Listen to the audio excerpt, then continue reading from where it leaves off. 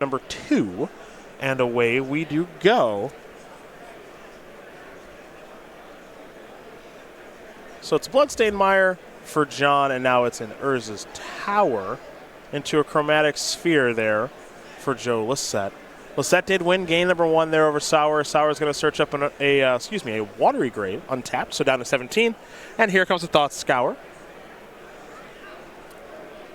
Not a big fan of this matchup from the Death Shadow side. They do a lot of fumbling around. It takes them sometimes a couple turns to kind of get out the door.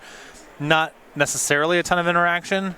And that can be a recipe for Tron to just get to make its land drops and start playing bigger stuff before you're really ready for it. Oh, speaking of big stuff before you're ready for it, it's a Grumag Angler. There's a couple of draw steps there from the baubles will occur. We're going to head over to Lossett, who will crack a Chromatic Sphere for green mana, of course, drawing himself a new card.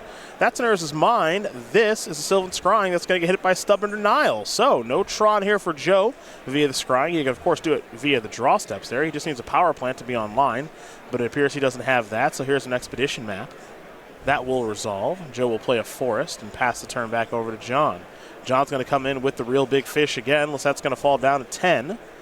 And now Joe's going to search up the power plant. So Tron will be online here for turn 4 for Lossett. But I believe Sauer has another copy of Stubborn Denial along with a Disdainful Stroke in hand, and that just might be the game here if Lossett's next 2 turns are just tapping out for something big. Well, that's what Tron does best, so we'll see what Lossett wants to lead with as he taps 7 mana. This is a Wormcoil Engine. There's the Disdainful Stroke that you mentioned, so that's taken care of. Chromatic Star is the follow-up. Crack the Star for a green. Draw a card. Play an Ancient Stirring. It's a very powerful card. Will resolve. Lossett's going to get a little bit deeper into the deck. There was an Ulamog among those cards, folks. So we'll see if Lossett does want to take that. He's also looking at a Thragtusk in those 5 cards. Can't select that one, but it is worth noting that Joe does have a main deck copy of Thragtusk here this weekend. Sauer's going to come in here for 5 more. Lossett's going to fall down to 5. There's Nile in there for John. We'll head back over to Joe.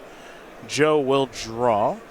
He does have that Ulamog in hand. Doesn't look like he has another Tron piece. He'll play a Sanctum of Ugin. Yeah, any Tron piece gets him there.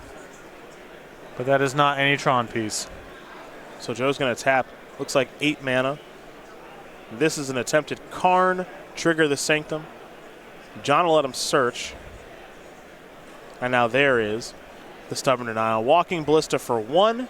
Gives Joe the opportunity to do a little bit of chump blocking, but a Kolaghan's Command will take care of that and the game. So John Sauer is going to win game number 2 here over Joe Lossett.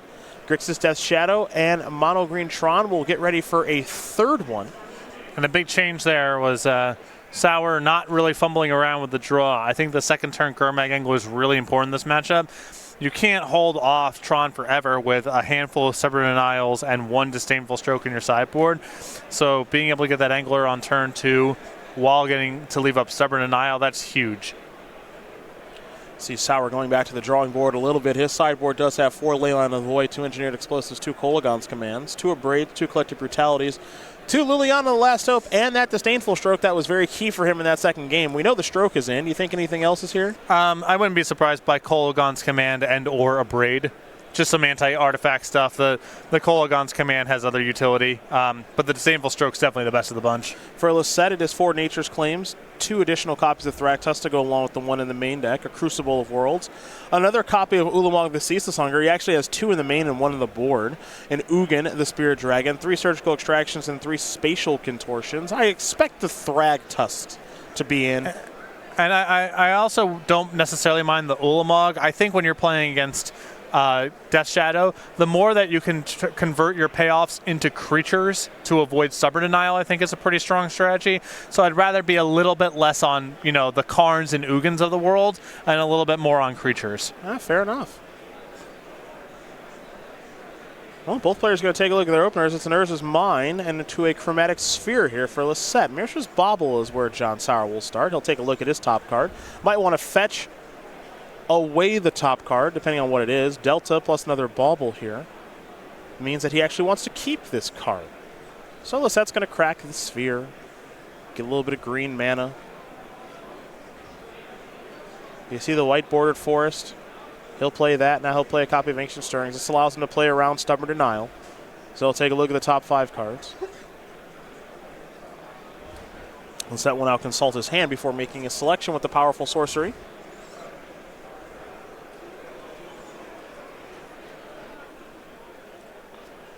And the member of Team BCW will select Relic or Progenitus. He'll also try to deploy the artifact. That will work, and we'll head back over to Sauer, who's going to activate Mishra's Bauble again. You saw Joe activate the Relic. That's why the Mishra's Bauble that was in the graveyard is now off the screen, because Joe wants to get to work on the graveyard a little bit here as well. Sauer's going to fetch away what he looked at with the Bauble, so a fresh card coming here for John on his turn, as well as his draw step, so he'll see 2 new ones. And he'll actually Thought Scour himself, so a couple of new cards here as he fills up the graveyard very quickly, something Death Shadow has absolutely no problem doing. Yep. Unfortunately, flipped over 2 anglers there. See if he has one in hand, but I think it's really important for him to be able to get on the battlefield quickly here before Lossett gets to Tron. Here is a Thoughtseize that'll target Joe Lossett. You'll take a look at his hand. There's a Thragtusk, an Ugin, a Wormcoil Engine, a Chromatic Sphere, and a Chromatic Star. So Joe's hand actually not great right now. Yeah, a bunch of redraws here, but no land drop for next turn, and no deterministic path to getting to Tron. Well, you said that John needed an angler to kind of get things going. He's got one. So Joe's going to play the Sphere and crack it, draw a card, found a Forest, play a Star, play the Forest. Does he want to crack the Relic or the Star? He'll do neither and just pass the turn back. A Water Grave untapped, an Angler attack. Looks like it's 10 to 15 as we head back over to Lossett. Lossett will crack the Star. Picked up a copy of Urza's Tower. That's a powerful one, to be sure. Yeah, even just natural land drops of Thragtusk here would be fine from Lossett's perspective.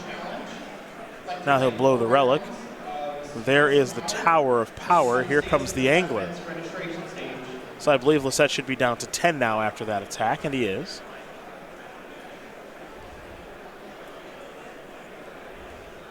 Sauer with a copy of Thought Scour.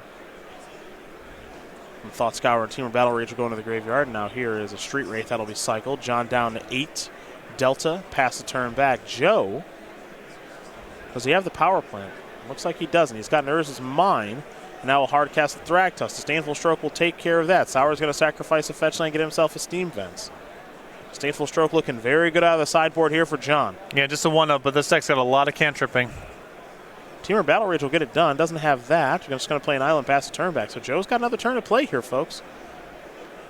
But does he have something to do with the time that he's been given? He'll try to resolve a Thragtusk. Thragtusk looks like it's going to play here. Okay. A Braid will take care of the front half. Joe's at 10. Got a Beast Token on the way. There's a block very quickly. Joe wants to keep his life total high until he can actually resolve the Tron. Here's an attempt with a Sylvan Scrying that could be Stubborn Denial. Might have to Stubborn Denial. Letting this resolve when Lossett could follow up with a creature here seems unnecessarily risky. I would fight over this. Well, looks like John will. Now here's another Sylvan Scrying. That will resolve. So Joe will go get the Busy Bee. There enters his power plant. Hasn't played a land yet for the turn. There's his land. Pass the turn back. Joe's hoping to fade a Temur Battle Rage here, folks. There's an Inquisition of Kozilek. Joe's going to lose his Nature's Claim. Ugin and Karn in hand means that something very powerful is coming here for Lossett. He's at 5. The question is, which threat does he want to play? Because there's a Sanctum of Ugin. I mean, your ideal here is try to resolve a creature, because then you don't have to worry about Stubborn Denial. Failing that, is there a way to try to resolve 2 things that matter this turn with Sanctum of Ugin? That might be asking too much. Here is Karn, Sanctum of Ugin trigger. Now, if this resolves, you're in easy mode. You get rid of the Angler, and then, from there, the game should be not that hard to wrap up. Walking Ballista is what Sanctum of Ugin found. Karn's going to enter the battlefield, take care of the Angler. That's why it's down to 3. And now John Sauer is in some trouble. Looks like we might have to find some Lightning Bolts. But how many Lightning Bolts are actually in the deck, Patrick?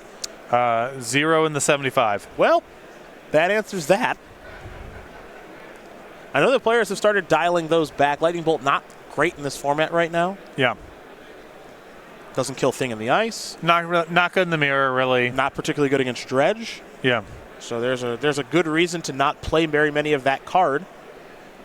I'll say Sauer's sideboarded Braids have sucked this game. They've been really bad. And I think the anti-artifact measures against Tron are really hit and miss. They have moments of being good, obviously, but often it's just stuff that cycles through and you never get an opportunity to use your Abrade, or it's something so big that even if you kill it right away, too much damage has been done. Ah, yes, we're in this motive now. There it is. Hardcast Street Wraith, one of my favorites. As Joe Lossett's going to get this game done with his powerful planes.